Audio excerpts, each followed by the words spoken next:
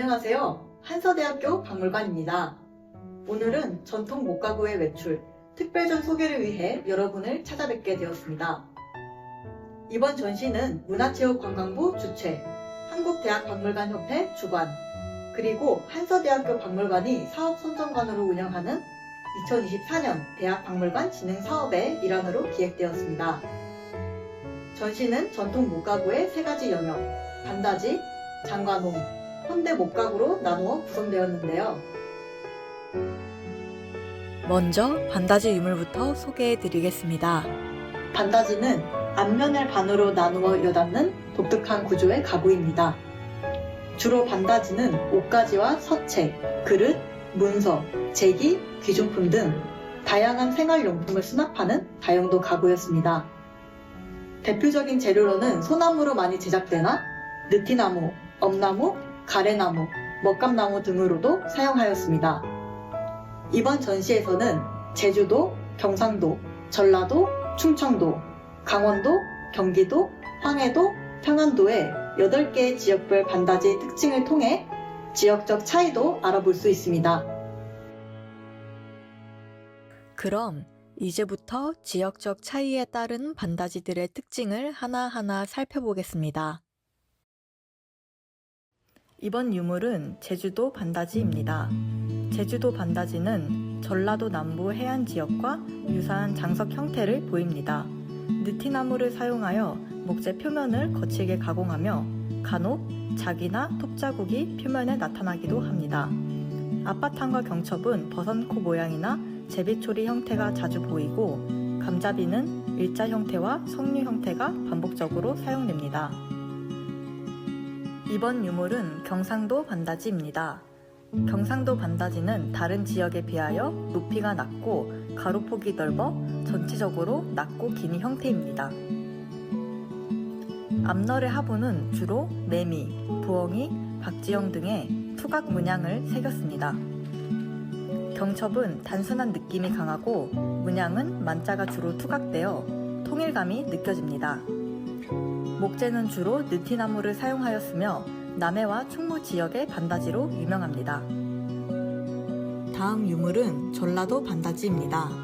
전라도 반다지는 느티나무와 소나무, 감나무 등 목재들의 나뭇결을 살린 것이 특징입니다. 전라도 반다지는 지역적으로 내륙과 해안으로 구분되는데요.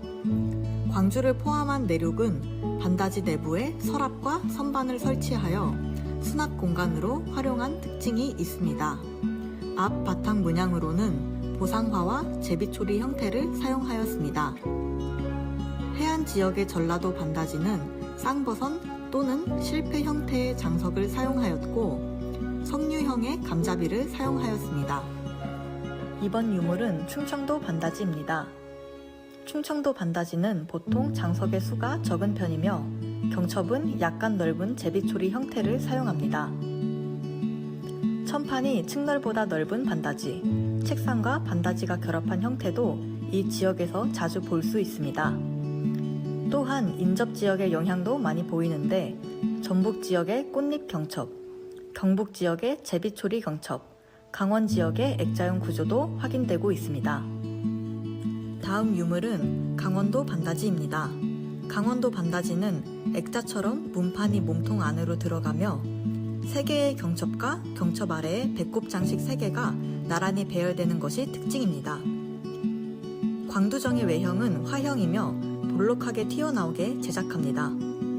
장석의 수량은 많지 않으나 크기가 크고 전반적으로 투박한 느낌을 줍니다. 소나무로 많이 제작되었으며 장석은 호리병형, 제리비리, 화형 등이 많이 보입니다. 다음은 경기도 반다지입니다.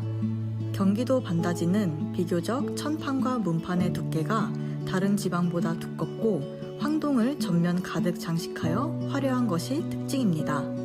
경첩으로는 호리병 모양을 주로 사용하며 동식물 문양을 사실적으로 표현한 배꼽 장식이 많습니다.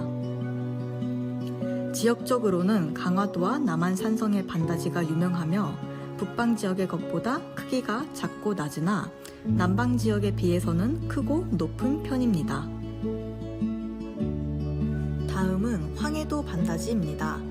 황해도 반다지는 북부 지역의 특징인 흑칠 바탕에 강인한 느낌의 무쇠 장식을 전면에 배치하였습니다. 또한 가로와 높이의 비율이 1대 1.1 정도로 크고 높습니다. 대표적인 지역으로는 해주와 개성 지역의 반다지가 유명합니다. 문양은 무쇠 장식으로 묵직한 느낌이 들며 약과형 안에 만자, 당초줄기 등이 투각되어 있으며 장식의 못머리 모습이 많이 보입니다. 마지막으로 평안도 반다지입니다. 평안도 반다지는 평양과 박천이 유명합니다. 특히 박천 반다지는 금속 장식을 정교하게 투각하여 숭숭이 반다지라고 불리고 있습니다.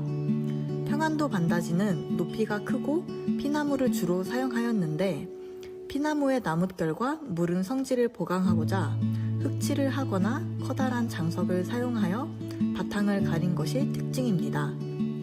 문양은 남대문 형태, 직선, 원, 태국문, 아자문 등이 자주 보입니다.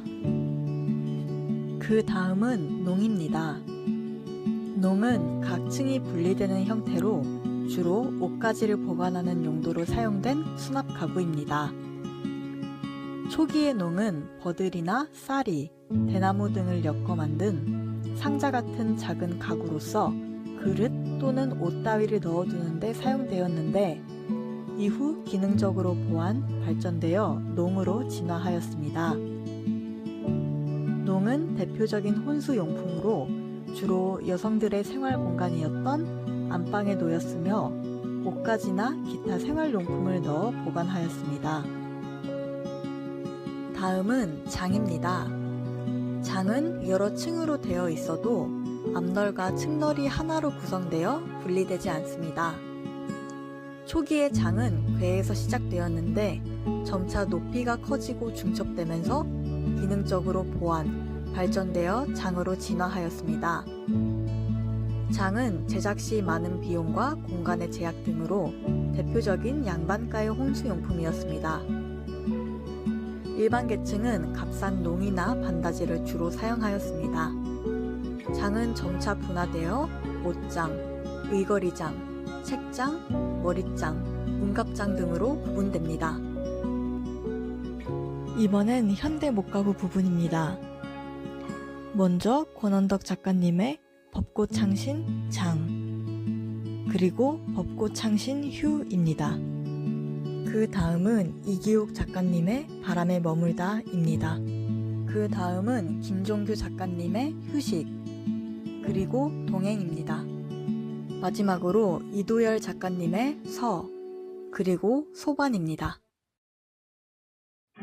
지금까지 저희 한서대학교 박물관에서 진행되고 있는 전통 목가구의 외출의 유물들을 하나하나씩 살펴보았는데요. 이번 저희 한서대학교 박물관 전통 목가구의 외출 전시를 통해 전통 목가구의 가치를 되새기고 시대와 지역에 따라 변모한 목가구의 다양성을 이해하는 귀중한 시간이 되었기를 바라며 앞으로도 목가구들에 대한 많은 관심 부탁드립니다.